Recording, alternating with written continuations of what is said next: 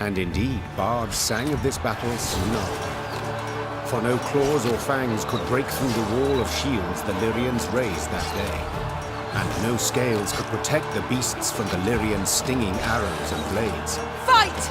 Do not relent! Let us show these beasts! It is they who should fear us! The Queen shouted. In the end, the beasts turned to flee, yet Maeve's force cut off any chance of escape. A solid wall of men began to push the monsters ever closer to the edge of Davor's abyss. Pressed from all sides, the horrors began slipping over the precipice, screeching terribly as they fell. Silence came at last.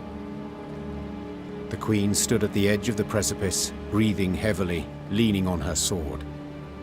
From the depths of the mine came muted growls and groans. Let's flood the damn hole, Hissed Gabor. before any other shite crawls out of it. A rush of icy water suddenly rose, then just as abruptly plunged into the mine, flooding the pit. And where once lay Davor's abyss, now lay Davor's pond. Maeve descended back into the pass, exhausted and covered in beastly blood, yet also exceedingly pleased. She was one step closer to dwarven support in the war against Nilfgaard.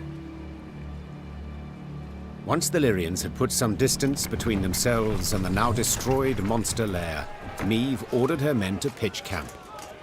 Then she sent the quartermaster off for food and drink. The soldiers lit campfires, then set aside their weapons. Soon after, lively music and song could be heard throughout the camp. Your Majesty, Reynard said from behind Maeve's back. a messenger from the Elder-in-Chief. The Queen turned to see a dwarf in a richly adorned jerkin and a shako with golden seams. She stifled her laugh into a smile and lifted her chin proudly, expecting praise and a pledge of aid in the war against Nilfgaard. My lady, your daring deeds have come to the Elder's attention. Said the dwarf in a measured voice. He's positively irate and demands an explanation. Irate? But why? I and my men, we've aided you greatly. Elder Hugh awaits at the Long Bridge. You'd be wise not to keep him there any length of time. And with that, all the Queen's enthusiasm for a celebration was instantly gone. She waited until the fires expired and the songs died down, then gave the order to march.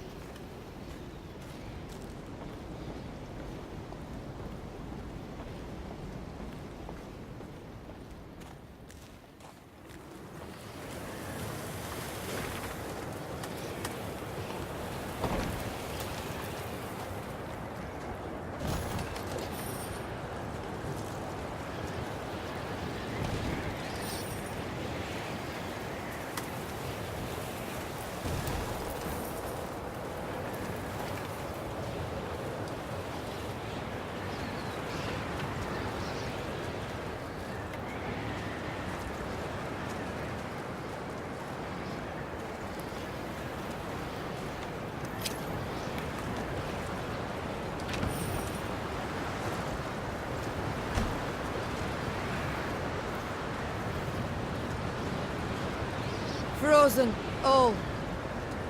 Only the banner moves, blown by the wind. Downright poetic. Prime material for a ballad, perhaps even a whole saga.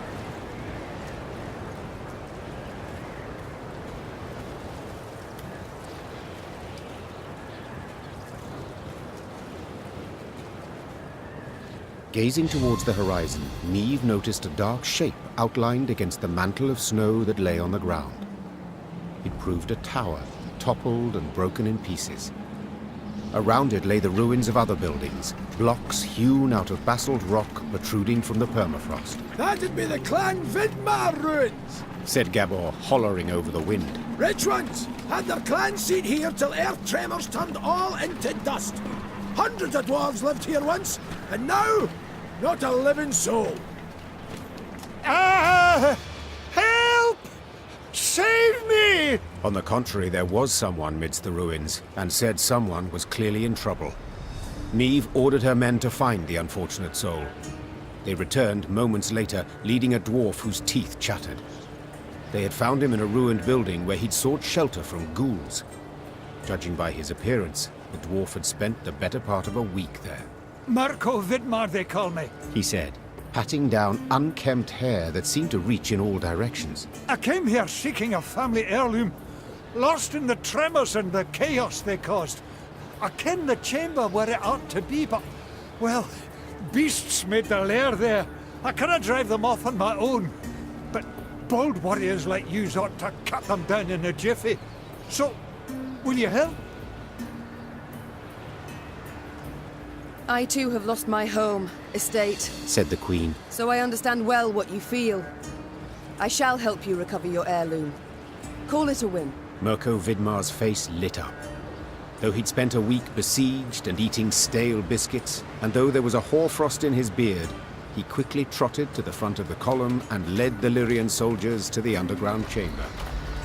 As promised, beasts awaited there.